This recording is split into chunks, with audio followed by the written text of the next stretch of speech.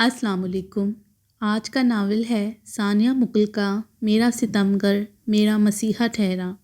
ہمارے چینل کو سبسکرائب کریں، ہماری ویڈیو کو لائک اور شیئر کرنا نہ بھولیے گا۔ آشو آنکھوں میں آئی نمی کو ہاتھوں کی پشت سے رگڑتی کمرے سے بھاگ گئی۔ احسن ہونک بنا وہیں کھڑا رہا۔ وہ ابھی تک کی سچویشن کو سمجھنے سے قاصر تھا کہ وہ لڑکی کیا کہہ گئی، لیکن صدا کے حساس احسن کو اس کی آنکھوں کی نمی نے ہرٹ کر دیا۔ وہ جو بھی ہے، کم از کم مجھے ایسے نہیں بولنا چاہیے تھا، پھر سامنا ہوگا تو میں سوری کر لوں گا۔ وہ دل میں ارادہ کرتا، بالوں میں ہاتھ چلاتے اپنا سوٹ لیے واش روم میں گھس گیا۔ احسن سب گاڑیاں ایک لائن میں لگوا رہا تھا۔ رمی کی پکار پر پلٹا۔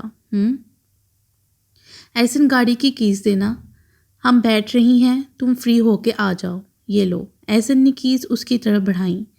وہ کیز لیتے واپس چلی گئی۔ احسن نے سفید کرتا شلوار سوٹ پر بلیک واسکٹ پہن رکھی تھی۔ اس کی نظر اپنی گاڑی کے پاس کھڑی 3 میں سے کسی لڑکی کی طرف گئی جسے رمی کی بیسٹ فرینڈ ہونے کا اعزاز تھا۔ اسے دیکھ کر احسن کا گلٹ ایک بار پھر بڑھنے لگا۔ انہوں نے یقیناً احسن کی گاڑی میں جانا تھا۔ احسن رمی کو کبھی بھی کسی دوسری گاڑی میں نہ جانے دیتا۔ وہ لڑائی کے ساتھ ساتھ اس کی پرواہ ہمیشہ ایک بھائی کی طرح کرتا تھا۔ گاڑی میں احسن کے ساتھ فرنٹ سیٹ پر رمی، جبکہ پیچھے آشو، فرح اور سمرین بیٹھی تھی۔ پورے راستے وہ تینوں باتوں میں مشغول رہیں۔ کبھی کبھی احسن بھی ان کا بھرپور ساتھ دیتا، لیکن آشو ان کی باتوں کے جواب صرف ہوں ہاں میں دیتی۔ آشو، تمہاری طبیعت تو ٹھیک ہے نا؟ شرمی کے پوچھنے پر احسن نے مرر میں اس کی طرف دیکھا۔ وہ گاڑی سے باہر دوڑتے مناظر کو دیکھ رہی تھی۔ فوراً چونکی۔ رمی پیچھے منہ کیے اسے ہی دیکھ رہی تھی۔ ہاں ٹھیک ہوں، مختصر جواب دیا۔ پھر تمہاری آنکھیں اتنی ریڈ کیوں ہو رہی ہیں، جیسے رو رہی ہو؟ رمی سچ میں پریشان ہو گئی تھی۔ نہیں ایسی کوئی بات نہیں، آنکھ میں کچھ چلا گیا تھا، شاید اسی لیے تمہیں فیل ہوا۔ میں بالکل ٹھیک ہوں۔ آشو سٹپٹا گئی تھی۔ باقی سب بھی اس کی طرف متوجہ ہوئے تھے۔ احسن نے بہت غور سے اسے دیکھا، جو نظریں ملانے سے اجتناب برت رہی تھی۔ اوکے، تم کہتی ہو تو مان لیتی ہوں۔ باقی کے سفر میں وہ کافی حد تک نارمل ہو چکی تھی۔ حیا اورنج لہنگا پہنے، جس پر لمبائی کے بل ہلکا پھلکا اور باٹم پر زیادہ کام تھا۔ لہنگے کے بیلٹ تک آتی مرجنڈا فل سلیو شرٹ، جس کے فرنٹ پر سفید موتیوں کا عمدہ کام تھا۔ بالوں کو لوز کرل کے ساتھ بیٹس لگا کر ایک طرف سے آگے سیٹ کیا گیا تھا۔ نیچرل میک اپ پر پنک لپ کلر، سراہی دار گردن میں کپڑوں کے ہم رنگ چھوٹا سا سیٹ، کانوں میں اویزہ بندے اور پچھانے پر سجی ماتھا پٹی، لمبا سا سبز دوپٹہ سر پر سیٹ کر کے ایک طرف سے آگے اور دوسری طرف سے پیچھے سے لے کر آگے کلائی پر چوڑی کی صورت باندھا گیا تھا۔ خوبصورت مہندی سے نکھرتے ہاتھ، مہندی کی مکمل لک پر وہ کوئی اپسرا لگ رہی تھی۔ حویلی کی طرف سے بھیجی گئی بیوٹیشن اسے تیار کر کے ابھی نکلی تھی۔ امی، بابا، فاحد اور چند محلے والے مہمانوں کی آمد کی تیاریوں میں مگن تھے۔ وہ کمرے میں اکیلی بیٹھی، گود میں دڑے مہندی لگے ہاتھوں کو دیکھ رہی تھی جب فاحد کمرے میں آیا۔ ماشاء اللہ آپی، آپ بہت پیاری لگ رہی ہیں۔ اللہ تعالیٰ آپ کو ایسی ڈھیروں خوشیاں عطا کریں، کبھی کوئی غم آپ کو چھو نہ پائے، مسکراہٹیں ہمیشہ آپ کا مقدر ٹھہریں۔ فاحد نے آگے بڑھتے حیا کے سر پر پیار کرتے ہوئے کسی بڑے بھائی کی طرح اسے ڈھیروں دعائیں دی تھیں۔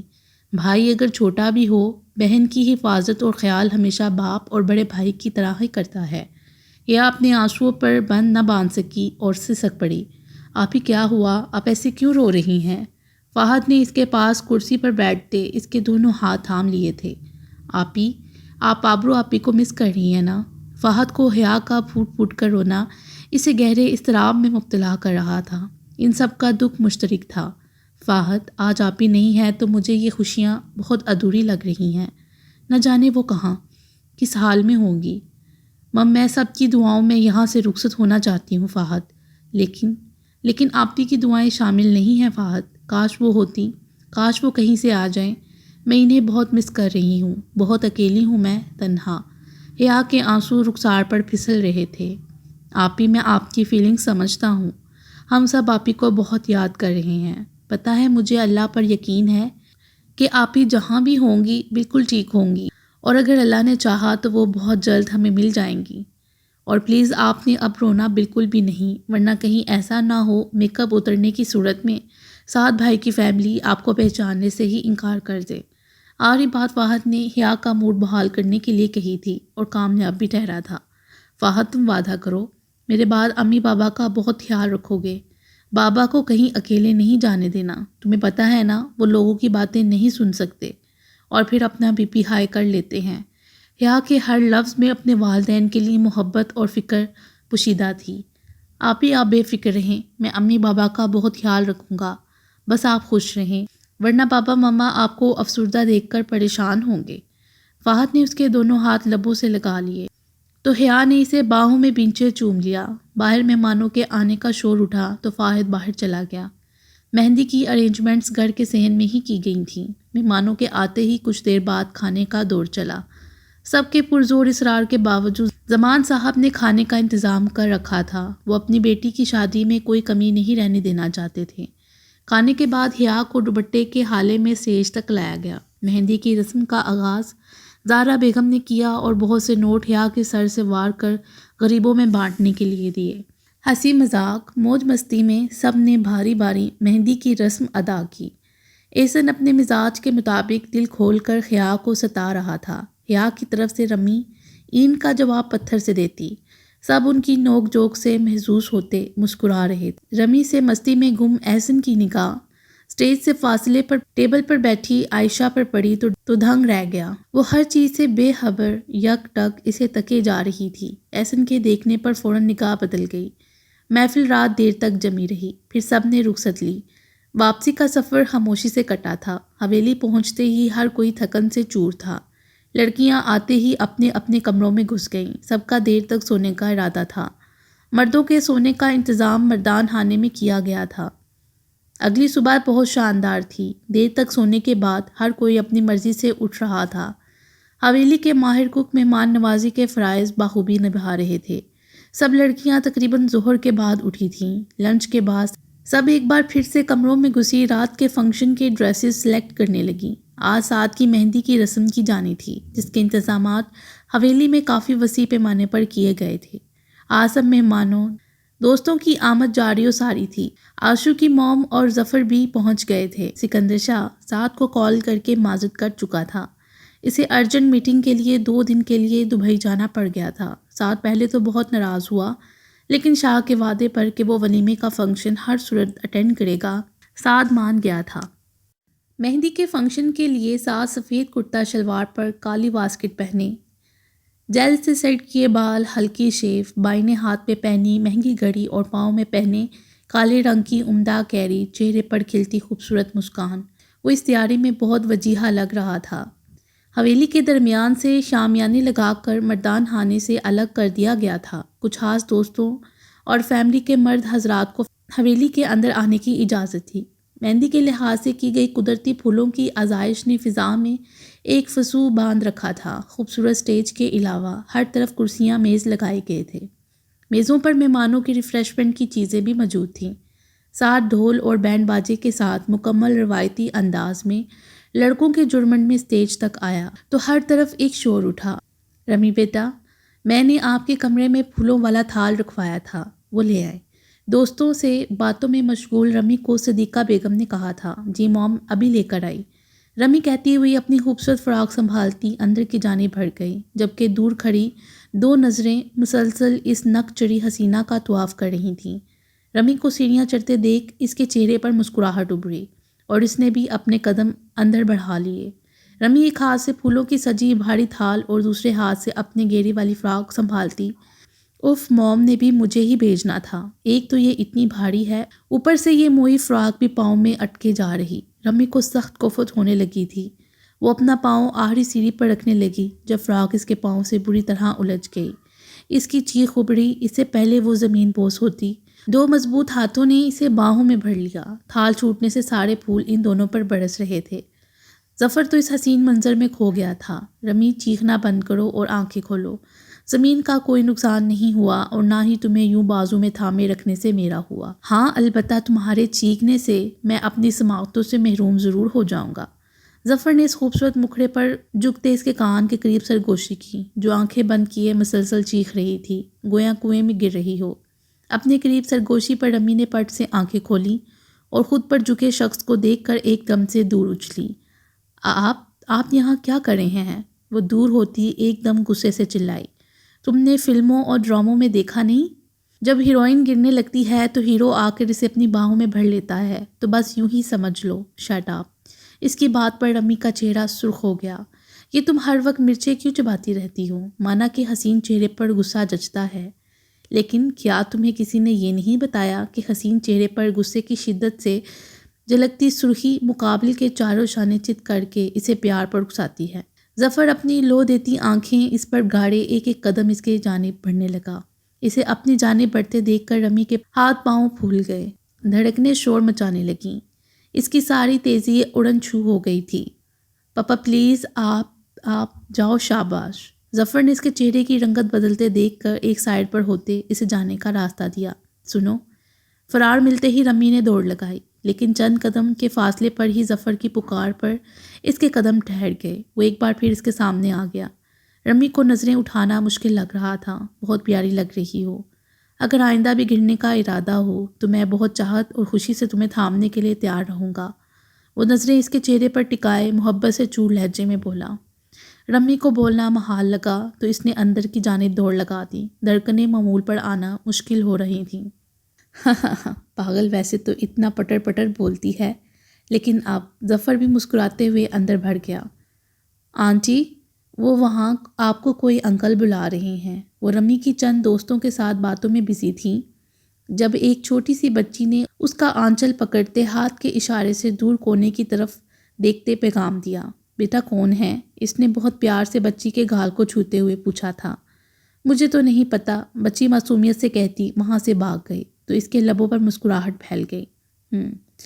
ظفر بھائی ہوں گے۔ آشو اپنا فراق سنبھالتے اس جانب چل دی۔ آج کا لباس رمی اور اس کا سیم تھا، صرف کلر ڈیفرنٹ تھا۔ جی کون؟ آشو نے اندھیرے میں پیٹ کر کے کھڑے وجود کو دیکھتے پوچھا تھا۔ وہ اس ویران کونے میں آ تو گئی تھی، لیکن یہاں پھیلا اندھیرا اس کے اوسان خطا کرنے لگا۔ اسے ایک دم سے کچھ غلط ہونے کا احساس ہوا۔ اس سے پہلے وہ یہاں سے دوڑ لگاتی، مقابل نے سرایت سے اسی کلائی سے کھینچتے شامیانے کی بنی دیوار سے لگا دیا اور اپنا مضبوط ہاتھ اس کے منہ پر رکھے اس کی چیخ کا گلا گھونٹ دیا۔ آشو کی آنکھیں خوف سے پھیل گئیں۔ پلیز چیخنا مت، میں احسن ہوں۔ اس نے کہتے ہی اس کے منہ سے اپنا ہاتھ ہٹا لیا تو آشو لمبے لمبے سانس لینے لگی۔ آئی ایم سو سوری، آپ کو ایسے بلانا پڑا۔ ایکچولی میں آپ سے معذرت کرنا چاہتا ہوں۔ میں نے کل بھی بہت کوشش کی، لیکن آپ مجھے دیکھ کر اپنا راستہ بدل دیتی تھیں۔ احسن اس کے چہرے سے نگاہیں چراتے ہوئے بولا۔ مس عائشہ، میں نے کل جو کچھ بھی کہا اس پر بہت شرمندہ ہوں۔ مجھے ایسا بالکل بھی نہیں کہنا چاہیے تھا۔ آپ پلیز مجھے معاف کر دیں۔ احسن سچ میں بہت شرمسار تھا۔ نہیں، اس کی ضرورت نہیں۔ آشو کو اس کا سوری کہنا اچھا نہیں لگا تھا۔ اسے کب یہ خواہش تھی کہ وہ کبھی اس سے معافی طلب کرے۔ مطلب آپ نے مجھے معاف کیا؟ احسن نے یقین چاہا۔ جی، یک لفظی جواب۔ دیکھیں مس عائشہ، میں نہیں جانتا آپ نے کل جو کچھ بھی کہا اس میں کتنی صداقت ہے، لیکن میں ایسی کوئی بات افورڈ نہیں کر سکتا، اور اگر آپ کے دل میں بھی ایسی کوئی بات موجود ہے تو بہتر ہوگا آپ اسے اپنے دماغ سے کھرچ دیں۔ احسن نے اس کے چہرے کی رنگت پل بھر میں بدلتی دیکھی۔ وہ کل ہی اس پیاری سی لڑکی کی آنکھوں میں رقم تحریر کو پڑھ چکا تھا۔ اس کی محبت کی شدت اس پر آشکار ہو چکی تھی، لیکن وہ خود ایک قیدی تھا۔ محبت کی بھیڑیوں نے اسے اپنے شکنجے میں جکڑ رکھا تھا۔ وہ اس بڑی پیکر کے قدم نہیں روک دینا چاہتا تھا، کیونکہ اس کے پاس اسے دینے کے لیے کچھ بھی نہیں تھا۔ وہ اسے ان ہاردار راستوں کا مسافر نہیں بنتے دیکھنا چاہتا تھا۔ آشو کچھ نہیں بولی، وہ صرف اسے دیکھ رہی تھی، جو کتنی آسانی سے اسے موت کا سندیسہ سنا رہا تھا۔ ضبط کے باوجود آنسو ٹپ ٹپ برسنے لگے، اور یہیں پر آ کر وہ بے بس ہو جاتا تھا۔ وہ ان آنسوؤں کی اذیت سے بخوبی واقف تھا۔ وہ جانتا تھا اس مقام پر آنسوؤں کا پھسلنا مطلب اس راستے سے واپسی کا سفر ناممکن ہے۔ وہ خود اس کرب سے گزر رہا تھا۔ اسے اس لڑکی پر بے پناہ ترس آیا۔ میں آپ سے بہت پیار۔ انفیکٹ مس عائشہ، ایک بار کہی ہوئی بات آپ کو سمجھ نہیں آتی؟ میں آپ کو آخری بار وارن کر رہا ہوں، آئندہ آپ کی زبان سے میرے بارے میں ایک لفظ بھی نہ نکلے، حتیٰ کہ میرا نام تک بھی نہیں۔ میرے دل میں آپ کے لیے کوئی گنجائش نہیں ہے۔ یہ دل بہت پہلے سے کسی کی امانت ہے۔ میں صرف اور صرف اس سے محبت کرتا ہوں اور شادی بھی اسی سے کروں گا۔ Get it? احسن اس کے کندھوں پر زور ڈالے غصے میں بولتا بہت بے دردی سے اس کے دل کے ٹکڑے کر رہا تھا۔ آشو کو لگا اس کا دل بند ہو جائے گا۔ دل میں نہ صحیح تو زندگی میں تو تھوڑی سی جگہ دے دیں۔ مم، میں وعدہ کرتی ہوں کبھی آپ دونوں کے بیچ میں نہیں آؤں گی۔ آپ صرف مجھے اپنا نام دے دیں پلیز۔ آشو دونوں ہاتھ جوڑے کسی ہارے ہوئے انسان کی طرح اس سے بھیک مانگ رہی تھی۔ احسن کا دل خون خون ہونے لگا۔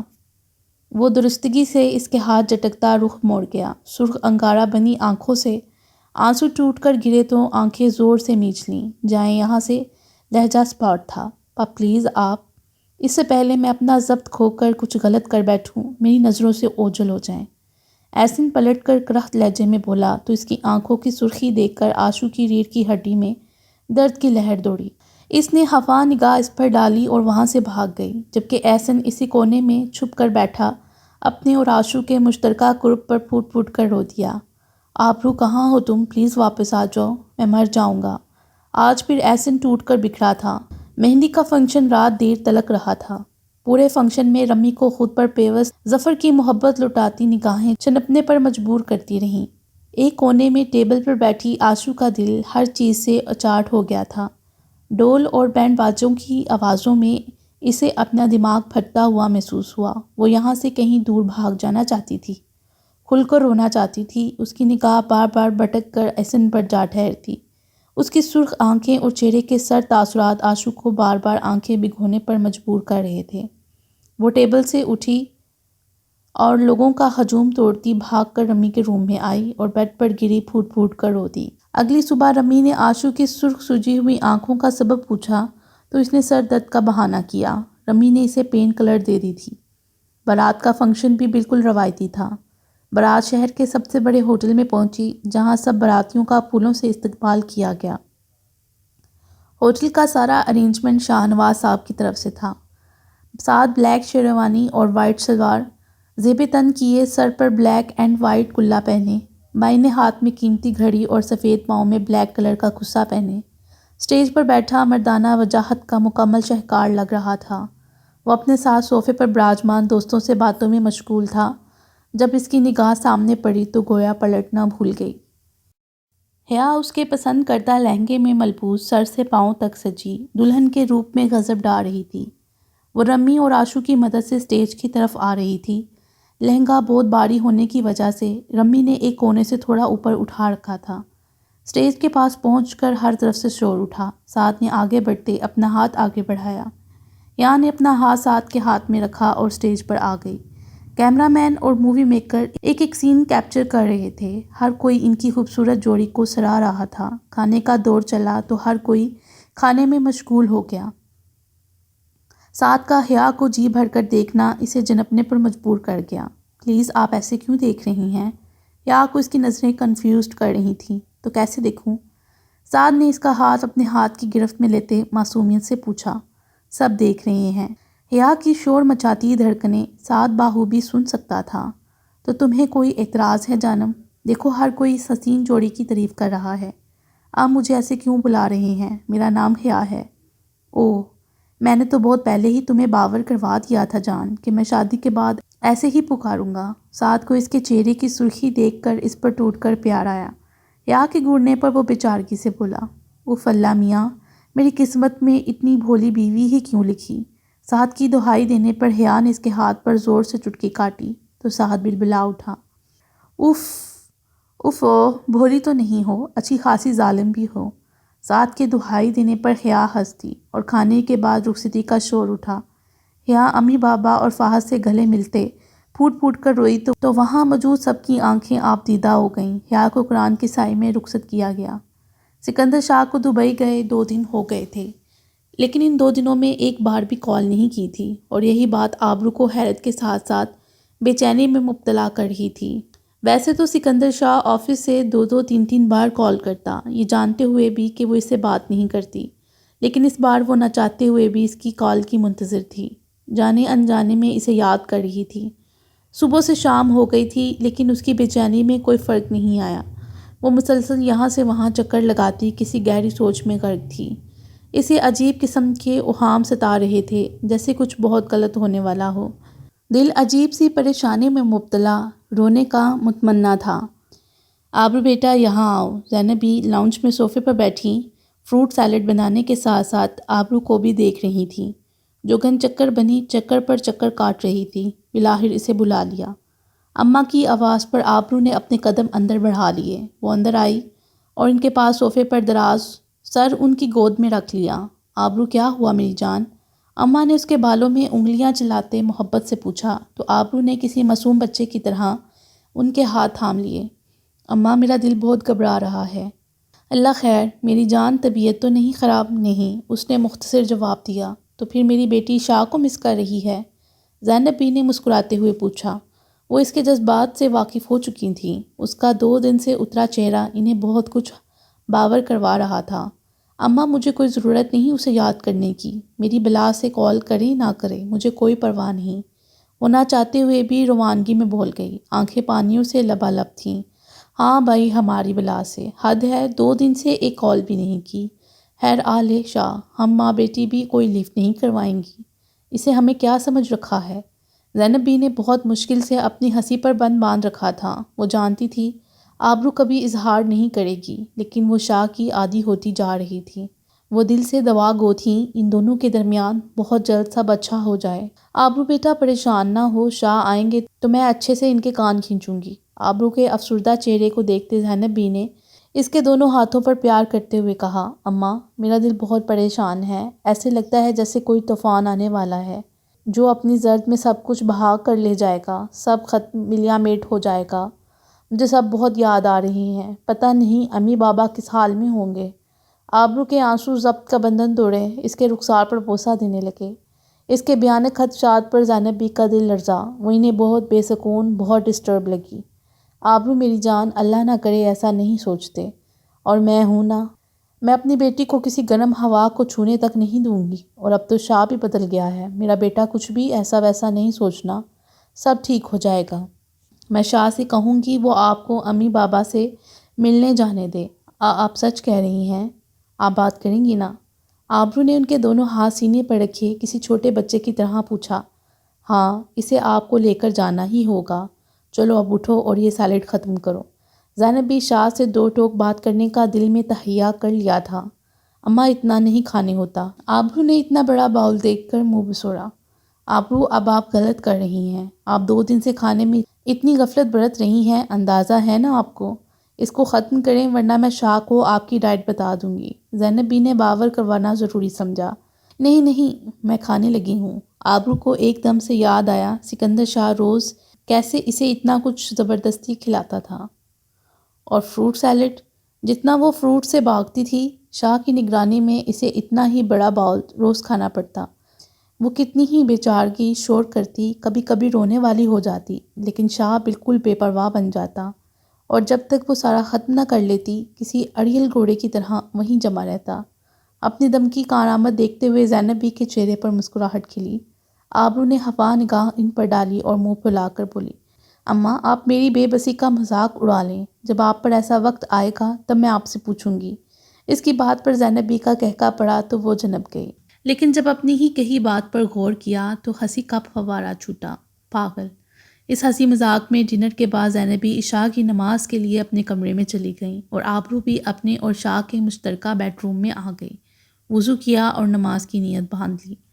باقی انشاءاللہ اگلی ویڈیو میں۔